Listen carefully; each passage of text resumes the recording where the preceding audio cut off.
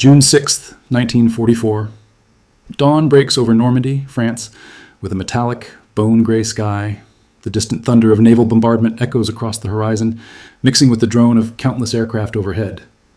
On the beaches below, where Allied forces are beginning the largest amphibious assault in military history, one can already see the scattered wreckage of landing craft and the dark silhouettes of armored vehicles struggling to advance inland.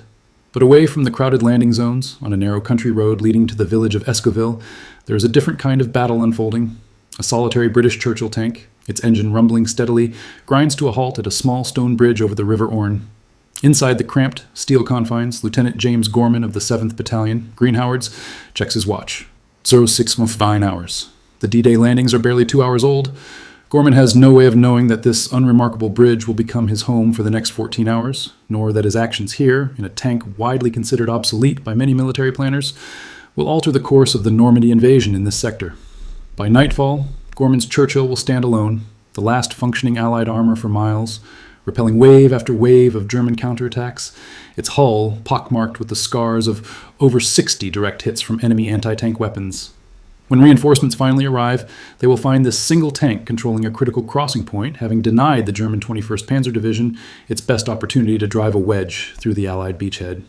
But what makes this story remarkable is not merely the fact of survival against overwhelming odds. Rather, it is the revelation of why this particular tank, a Churchill Mark IV, designed in 1940, with all the compromises and limitations of Britain's early war industrial capacity, managed to achieve what newer, ostensibly more advanced tanks could not. The Churchill had long been maligned as underpowered, undergunned, and mechanically unreliable. Yet here, on this day, its peculiar combination of characteristics would prove perfectly suited to a task for which it had never been designed: a static defense against vastly superior German armor and anti-tank weapons. The Churchill tank was born of desperation. Following the catastrophic defeat at Dunkirk in 1940, British military planners were haunted by the memory of their armor being outmaneuvered and outfought by German panzers across the fields of France.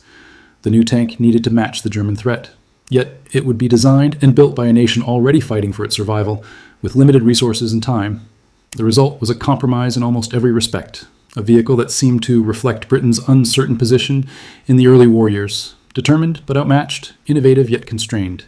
Named for the Prime Minister who had rallied the nation after Dunkirk, the Churchill tank incorporated lessons from the trench warfare of the First World War, rather than embracing the mobile warfare doctrine that Germany had used so effectively. It featured unusually wide tracks and a low ground pressure that allowed it to climb steep slopes and cross difficult terrain. Its armor was substantial, especially in the frontal arc, but its initial armament, a 2-pounder gun, 40 mm, was woefully inadequate against enemy tanks. Its Vauxhall Bedford Twin 6 engine produced only 350 horsepower, resulting in a top speed of just 15 miles per hour on good roads. When it first entered service in 1941, the Churchill was plagued with mechanical problems. During the disastrous Dieppe raid in August 1942, many of the Churchills deployed broke down before they could even engage the enemy. The tank's reputation among its crews was so poor that some refused to take them into combat. British tank crews had a saying, "The Churchill is a fine tank when it runs." By 1944, many of these issues had been addressed through a series of modifications. The Churchill Mark IV, which Lieutenant Gorman commanded on D-Day, featured the more capable 6-pounder, 57 mm gun, and improved mechanical reliability. Nevertheless, the tank remained a compromise. Its gun could not match the German 75 mm and 88 mm weapons in range or penetrating power. Its armor, while thick, had not kept pace with advances in German anti-tank technology. Its speed remained painfully slow compared to the newer Cromwell tanks that were beginning to equip British armored regiments. When planning the Normandy landings, Allied commanders assigned specialized versions of the Churchill, known as funnies, to specific engineering tasks, clearing mines, deploying bridges, and clearing obstacles. But the standard gun tanks were considered second-rate, reliable enough for infantry support, but not expected to engage in tank versus tank combat with the feared German Panthers and Tigers. In the rigid hierarchy of Allied armor, the Churchill occupied a respected but limited role, a sturdy workhorse rather than a thoroughbred. Lieutenant Gorman himself held few illusions about his mount. A former engineering student from Newcastle, he had commanded Churchills since North Africa and knew their limitations intimately. In a letter to his brother, written 2 weeks before D-Day, he described the Churchill as a solid old beast, not pretty or fast, but she'll take a beating and keep going when others might not. This assessment, born of experience rather than technical specifications, would prove prophetic in the hours to come. At 0630 on the morning of D-Day, Gorman's orders were straightforward: secure the small stone bridge over the Orne at Escoville and hold it until relieved by advancing infantry. His tank, nicknamed Bulldog by its crew, was part of a 3-tank section meant to establish a blocking position. But in the confusion of the landing, the other 2 Churchills had become separated, bogged down, in the marshy ground half a mile back. Gorman faced a decision: wait for his companions or proceed alone to secure the objective. The bridge was undefended for the moment, but radio traffic suggested German forces were moving toward it from the east. "We'll hold here," Gorman told his crew. "Position at the north end, hull down behind that stone wall." The driver, Private Thomas Wells, maneuvered the 40-ton vehicle into a shallow depression where only its turret was visible from the opposite direction. Gunner Sergeant William Cooper traversed the turret, scanning the approaches. Loader Corporal Henry Davis checked their ammunition: 48 rounds of armor-piercing shot and 22 high-explosive shells. Radio operator Private James Farlow maintained contact with battalion headquarters, though the static-filled transmissions provided little useful information. At 0710, the first German patrol appeared, a half-track carrying infantry, approaching cautiously from the village. Cooper fired a high-explosive round that landed short, sending the Germans scrambling for cover. The second shot hit the half-track directly, turning it into a burning wreck. For the next hour, German infantry probed the British position, exchanging fire with the tank's coaxial machine gun, but making no determined assault. Gorman knew this was merely the prelude. The real attack began at 0845. 3 Panzer IV tanks approached in a wedge formation, covered by infantry with anti-tank weapons. The lead tank fired first, its 75mm shell striking the Churchill's frontal armor with a deafening clang that left the crew momentarily stunned. Cooper responded, his 6-pounder round striking the Panzer's turret but glancing off. The German tanks advanced methodically, using buildings and hedgerows for cover, firing as they moved. 1 shell struck the Churchill's track, but miraculously did not break it. What happened next would later be analyzed in detail by British tank tacticians. Instead of withdrawing to find a more favorable position, standard procedure when outgunned, Gorman ordered Cooper to target the lead tank's track. The 6-pounder round severed the Panzer's right track, immobilizing it at an angle that left its thinner side armor exposed. Cooper's next shot penetrated the engine compartment, setting the German tank ablaze. The other 2 Panzers adopted a more cautious approach, keeping their frontal armor facing the Churchill while trying to outflank it. For 20 minutes, the tanks exchanged fire in a deadly duel. The Churchill absorbed hit after hit. Its thick armor holding through the crew was battered by the concussive force of the impacts. Cooper managed to damage another Panzer's gun mantlet, reducing its accuracy, but could not score a killing blow. Then, at a critical moment, the Churchill's unique design features came into play. When one of the German tanks attempted to cross the open ground near the bridge to gain a better firing position, it bogged down in the soft earth near the riverbank. The Churchill, with its wider tracks and lower ground pressure, had been able to navigate the same terrain without difficulty. The stranded Panzer became an easy target, destroyed by 3 successive hits from Cooper's gun. The remaining German tank withdrew, leaving behind burning wrecks and scattered infantry. Gorman used the lull to assess their situation. The Churchill had taken 9 direct hits. Its exterior was scarred and dented, but the armor had held. They had expended 14 armor-piercing rounds and 5 high-explosive shells. More concerning was their fuel situation. The long, idle periods between engagements were consuming precious diesel that could not be replaced. By midday, the situation had grown dire. German artillery had begun targeting the bridge area, forcing Gorman to reposition the tanks several times to avoid being bracketed. Radio contact with headquarters was intermittent, but the messages they did receive painted a grim picture. The Allied advance inland was meeting stiff resistance, and their relief forces were unlikely to reach their position before nightfall. More alarmingly, reconnaissance reported elements of the 21st Panzer Division, including Tiger tanks, moving toward Escoville. At 13:20, the first Tiger appeared. Its 88mm gun outranged the Churchill's 6-pounder by hundreds of yards, allowing it to engage from positions where Cooper could not effectively return fire. The Tiger's first shot struck the stone wall in front of the Churchill, showering the tank with fragments. The second round hit the Churchill's turret directly, the impact so powerful that Corporal Davis was thrown against the breech, sustaining a deep cut to his forehead. This was the moment when conventional military wisdom dictated retreat. The Churchill had no business engaging a Tiger tank. Its gun could not reliably penetrate the German tank's frontal armor even at close range, while the Tiger could destroy the Churchill from comfortable standoff distances. Yet retreat would mean abandoning the bridge, potentially allowing German armor to cross and threaten the fragile beachhead. Gorman made a decision that contradicted his training but suited the unique attributes of his tank. Rather than attempting to outfight the Tiger, an impossibility, he would outlast it. He ordered Wells to back the Churchill into the remains of a bombed-out stone building adjacent to the bridge, using the rubble as additional protection. From this position, only the Churchill's gun barrel and a small portion of its turret were exposed. What followed was a masterclass in defensive tank warfare. For over 2 hours, the Tiger and 2 accompanying Panzer IVs attempted to dislodge the Churchill, firing more than 30 rounds into the building and the exposed portions of the tank. The Churchill's armor, particularly strong in the turret, absorbed incredible punishment. When opportunities presented themselves, brief moments when the German tanks adjusted position, Cooper would fire, not to destroy, but to damage tracks, gun barrels, and optical equipment. By 1600, the Churchill had scored minor hits on all 3 German tanks, none fatal, but collectively debilitating. One Panzer had lost its radio antenna and commander's periscope. Another was leaking oil from its damaged transmission. The Tiger, most significantly, had suffered a track pin failure after a lucky shot from Cooper.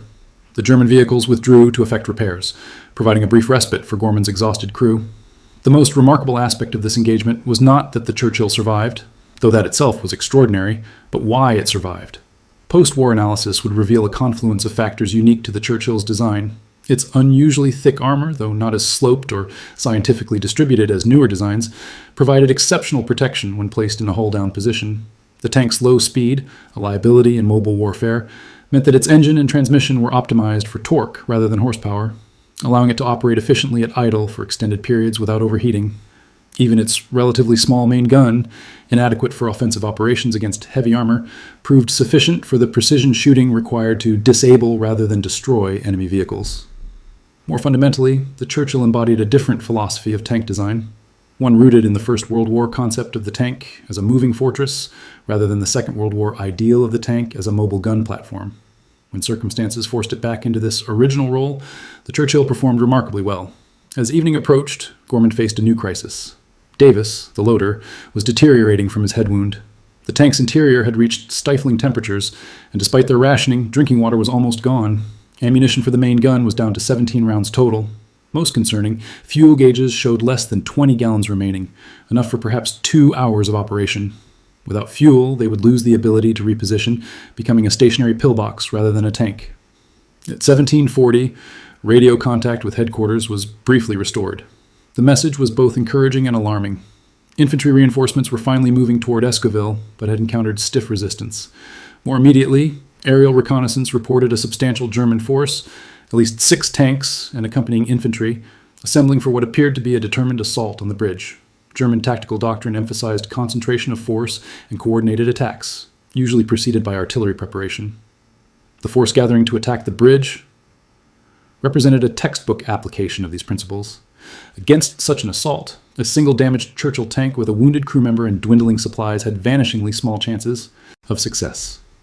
Yet it was at this moment, perhaps the darkest of the entire ordeal, that Lieutenant Gorman demonstrated the psychological insight that would ultimately prove as important as any technical advantage. Rather than waiting for the German attack to develop, he decided to seize the initiative in the only way available to him: deception.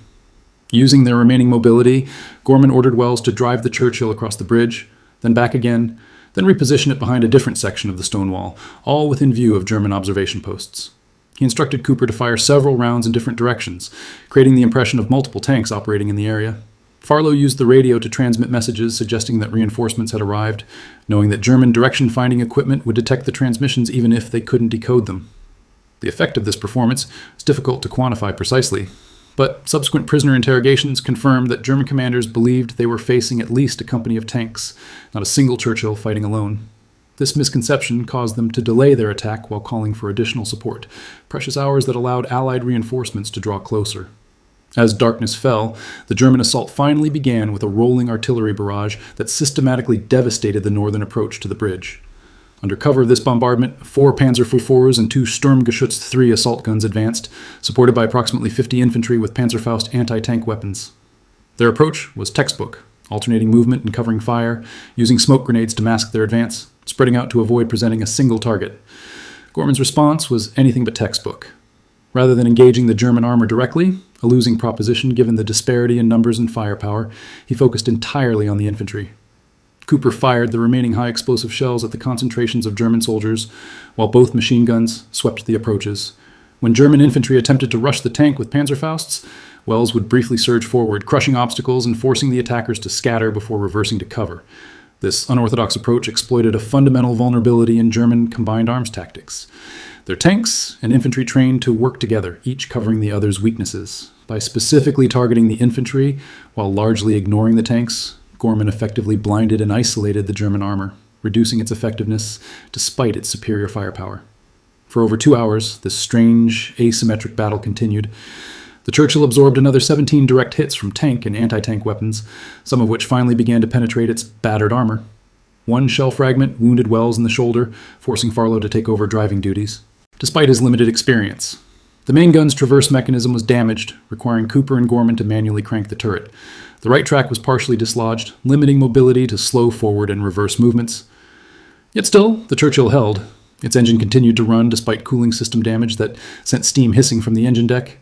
Its main gun remained operational despite a damaged recoil system that sent painful shocks through the turret with each shot. Most importantly, it continued to occupy the crucial position controlling the bridge, denying the Germans their objective hour after brutal hour. At 20:30, with twilight deepening into night, Gorman made a final, calculated gamble. With fuel nearly exhausted and ammunition reduced to 5 armor-piercing rounds and a single belt of machine gun ammunition, he ordered the Churchill to advance. Not a headlong charge. The tank was barely capable of that even when undamaged, but a deliberate grinding movement directly toward the nearest German tank. To the German commander, the sight of the battered Churchill emerging from its defensive position, smoke pouring from its engine deck, armor plates hanging loose from dozens of impacts, must have been both alarming and confusing. Was this a suicide attack? The beginning of a larger Allied counterattack? Or perhaps a desperate attempt to break out? In reality, it was none of these. Gorman had recognized that his tank's greatest remaining asset was not its firepower or protection, but the uncertainty and caution it had instilled in the German forces. By advancing now, when logic dictated he should be at his most defensive, he maximized this psychological advantage. The German response revealed the success of this approach. Rather than standing their ground, where their superior numbers and firepower would have prevailed, the panzer units began a tactical withdrawal, establishing new firing positions 200 yards further back. This created a critical gap in their carefully coordinated attack plan, separating tanks from their supporting infantry. It was into this gap, at precisely 2112 hours, that the first Allied reinforcements arrived. Not the expected infantry, but rather a troop of Cromwell tanks from the 8th Armored Brigade, their engines howling as they raced down the road toward the bridge. The Cromwells, faster, with better guns but thinner armor than the Churchill, had broken through German lines to the west and were seeking to establish a crossing. The arrival of these reinforcements marked the effective end of Gorman's solitary defense. The Cromwells quickly engaged the withdrawing German forces, their 75mm guns more than a match for the Panzer IVs, especially with the element of surprise. Infantry arrived 30 minutes later, securing the bridgehead and establishing a proper defensive perimeter. Medical personnel evacuated Davis and Wells, whose wounds, while serious, were not life-threatening. Lieutenant Gorman's Churchill, designated as unrecoverable by the 1st Maintenance Unit to assess it, was left in place near the bridge for several days before being towed to a collection point. A technical inspection revealed the full extent of its punishment. 67 confirmed hits from enemy weapons ranging from small arms to the 88mm gun of the Tiger. The armor was penetrated in 12 places, yet none of these had struck vital systems or crew positions. The engine, running on a mixture of diesel fuel and coolant by the end, had suffered damage that would normally have caused complete failure hours earlier. In the immediate aftermath, Gorman's action was recognized as a remarkable feat of arms. He received the Distinguished Service Order, while each member of his crew was awarded the Military Medal. Yet it was only in the post-war analysis of the battle that the deeper significance of the Churchill's performance at Escoville Bridge became apparent. Military analysts studying the engagement initially focused on the obvious factors: the Churchill's thick armor, the advantageous defensive position, and the crew's exceptional gunnery. But as more data became available, including German records and technical assessments of the damaged tank, a more nuanced understanding emerged. The Churchill had not merely survived the ordeal. In many ways, it had been uniquely suited to it in ways that more advanced tanks would not have been. The revelation came from an unlikely source, a British automotive engineer named Charles Howard, who had worked on the Churchill's development team early in the war. Reviewing the battle reports in 1946, Howard noted something that military analysts had overlooked: the Churchill's engine performance during the 14-hour engagement. The Churchill used a Vauxhall Bedford Twin 6 engine, essentially a modified commercial engine rather than a purpose-built tank power plant. This engine had been heavily criticized for its low power output relative to the tank's weight, resulting in the Churchill's notoriously poor speed. What Howard recognized, however, was that the same engine had been designed for reliability in continuous operation rather than peak performance. Howard's analysis showed that during the Escoville engagement, the Churchill had operated its engine continuously for over 14 hours, much of that time at idle or low RPM. A more powerful, higher-strung engine, like those in the faster Cromwell or Comet tanks, would have been more likely to overheat or suffer mechanical failure under these conditions. The Churchill's underpowered engine, it turned out, was perfectly matched to the demands of a static defense requiring occasional short movements. This insight led to a broader reassessment of the Churchill's design philosophy. The tank had been conceived in 1940, when British military thinking was still heavily influenced by the trench warfare of World War I. Its wide tracks, climbing ability, and thick armor all reflected a vision of tanks as mobile pillboxes, crawling across broken terrain and absorbing punishment while supporting infantry. By 1944, this vision had been largely abandoned in favor of more mobile, offensive-oriented designs. Yet, at Escoville Bridge, the Churchill had found itself in precisely the role its designers had originally envisioned. The tank's apparent weaknesses, low speed, limited range, and relatively small main gun, had been irrelevant in this context, while its strengths, armor protection, mechanical reliability, and cross-country mobility had proven decisive. The military implications of this revelation were significant. The Churchill's performance at Escoville suggested that the headlong rush toward faster, more lightly armored tanks might have sacrificed important capabilities. Future British tank designs, including the Centurion that would enter service just after the war, would incorporate many of the lessons learned from the Churchill's stubborn defense, balancing mobility with protection and emphasizing mechanical reliability over maximum performance. For the men who fought in Churchill's, the Escoville engagement provided a different kind of revelation, a psychological one. Tank crews lived with a complex mixture of pride and anxiety about their vehicles. They knew the specifications and capabilities of both their own tanks and the enemy's, and this knowledge could be both reassuring and terrifying. British tankers in 1944 knew that their Churchills were outgunned by Panthers and Tigers, that their armor could be penetrated, that they were too slow to escape if things went wrong. What Lieutenant Gorman and his crew discovered at Escoville, and what their experience subsequently taught others, was that raw specifications told only part of the story. The intangible factors, crew cohesion, tactical flexibility, and psychological resilience, could sometimes overcome seemingly insurmountable technical disadvantages. This understanding helped transform the Churchill from a much-maligned compromise into a symbol of British determination and ingenuity. The story of the Churchill at Escoville Bridge also offers insights into the nature of technological development in wartime. The Churchill was not an elegant design. It was a product of desperate necessity, built with the materials and expertise available to a nation fighting for its survival. Its flaws were numerous and obvious. Yet, when placed in the right circumstances, this imperfect machine proved capable of extraordinary performance. This pattern of compromised designs finding unexpected success when their particular characteristics align with battlefield needs repeats throughout military history.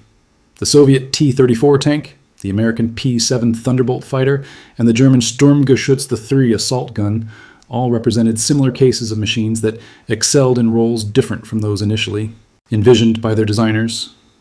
What makes the Churchill at Escoville unique is the extreme nature of the mismatch between expectation and performance. A single tank, already considered obsolescent, held a critical position against vastly superior forces for 14 hours. In doing so, it helped secure the success of the D-Day landings in its sector and demonstrated that even in an age of increasingly specialized military technology, adaptability and determination could still carry the day. The bridge at Escoville still stands today, a modest stone structure spanning the gentle flow of the River Orne. A small plaque commemorates the action that took place there on June 6th to 7th, 1944, though few visitors to Normandy venture to this obscure location. The Churchill tank itself, number T6A875 of the 7th Battalion, Green Howards, was eventually scrapped like thousands of others after the war. Lieutenant James Gorman returned to England in late 1944 after being wounded during the advance into Belgium. He rarely spoke about Escoville, preferring to credit his crew rather than accept personal recognition. In a rare interview given in 1972, he offered perhaps the most fitting epitaph for both the men and machine that held the bridge. The Churchill wasn't a great tank by any measure. Too slow, gun too small, broke down too often. But on that day at that bridge, it was exactly what we needed. It took everything the Germans threw at it and kept going. Sometimes that's enough, not to be the best, but to be what's needed when it matters most. The revelation of Escoville Bridge was not that the Churchill was secretly a superior tank, or that British engineering had triumphed over German technology. Rather, it was the recognition that effectiveness in war derives not from abstract technical superiority, but from the alignment of capabilities with circumstances. the adaptation of tactics to equipment, and the courage of those who fight regardless of the odds against them. In the 14 hours that Lieutenant Gorman's Churchill held the bridge at Escoville, this truth was demonstrated with unmistakable clarity. A flawed, compromised design, placed in the right location at the right moment, crewed by men who understood both its limitations and its strengths, accomplished what should have been impossible. In doing so, it's secured its place not just in military history, but in our understanding of the complex relationship between technology, tactics, and human determination in the crucible of war.